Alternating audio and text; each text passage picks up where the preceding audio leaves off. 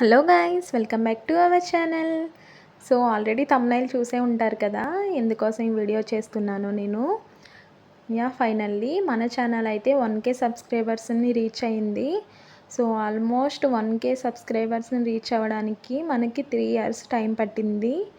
ఎందుకు అనేది నేను ఈ వీడియోలో చెప్తాను. సో 3 ఇయర్స్ ముందు నేను స్టార్ట్ చేశాను కదా యూట్యూబ్ ఛానల్ అనేది. ఫస్ట్ అయితే నేను క్రాఫ్ట్ వీడియోస్ అనేవి చేసేదాన్ని. నేనే క్రాఫ్ట్స్ తయారు చేసి అలాగే వీడియోస్ అనేవి పోస్ట్ చేసేదాన్ని. ఆ తర్వాత కుకింగ్ వీడియోస్ అలాగే విలేజ్ వ్లాగ్స్ అలా వ్లాగ్స్ అనేవి తీసేదాన్ని.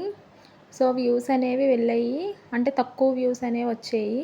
నాకైతే అంత ఇంట్రెస్ట్ వచ్చేది కాదు, వ్యూస్ చాలా తక్కువ వస్తున్నాయి కదా, ఎందుకులే వీడియోస్ చేయడం అనేసి ఒక 1 ఇయర్ అయిపోయిన తర్వాత నేనైతే వీడియోస్ చేయడం మానేశాను. నేను చేసిన మిస్టేక్ అనేది అయితే ఇదే. ఎందుకంటే వ్యూస్ తక్కువ వస్తున్నాయి అనేసి మనమైతే వీడియోస్ అనేది పోస్ట్ చేయడం మానేయకూడదంట. డైలీ ఏదో ఒక వీడియో, అంటే షార్ట్ వీడియో కానీ లాంగ్ వీడియో కానీ ఏదో ఒక వీడియో మనం పోస్ట్ చేసినట్లయితే మనకి వ్యూస్ అనేది డైలీ ఇంక్రీజ్ అవుతుంది. ఈ విషయం నాకు రీసెంట్గానే తెలిసింది. ఎందుకంటే నేను మళ్ళీ రీసెంట్గా వీడియోస్ అనేది పోస్ట్ చేయడం స్టార్ట్ చేశాను కదా. అప్పుడు నేను అబ్జర్వ్ చేసిన విషయం ఏంటంటే, నేను డైలీ ఏదో ఒక వీడియో అనేది పోస్ట్ చేస్తున్నా కదా, అలా రోజు వీడియోస్ పోస్ట్ చేయడం వల్ల నాకైతే వ్యూస్ పెరుగుతున్నాయి అండ్ సబ్స్క్రైబర్స్ కూడా పెరుగుతున్నారు. సో నేను అప్పుడే 3 ఇయర్స్ ముందే కంటిన్యూగా వీడియోస్ చేసినట్లయితే ఇప్పటికి ఇంకా ఎక్కువ సబ్స్క్రైబర్స్ నాకైతే పెరిగి ఉండేవారేమో.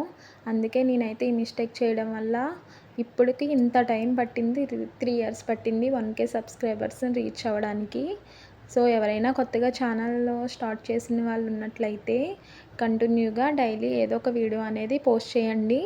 వ్యూస్ తక్కువ వచ్చినా పర్వాలేదు. సో డైలీ ఒక వీడియో అనేది పోస్ట్ చేయడం వల్ల మనకి వ్యూస్ అనేవి పెరుగుతాయి. సో వీడియో చూశారు కదా, నచ్చితే లైక్ చేయండి, షేర్ చేయండి, అలాగే మరిన్ని వీడియోస్ కోసం మన ఛానల్ని సబ్స్క్రైబ్ చేయండి. Thank you for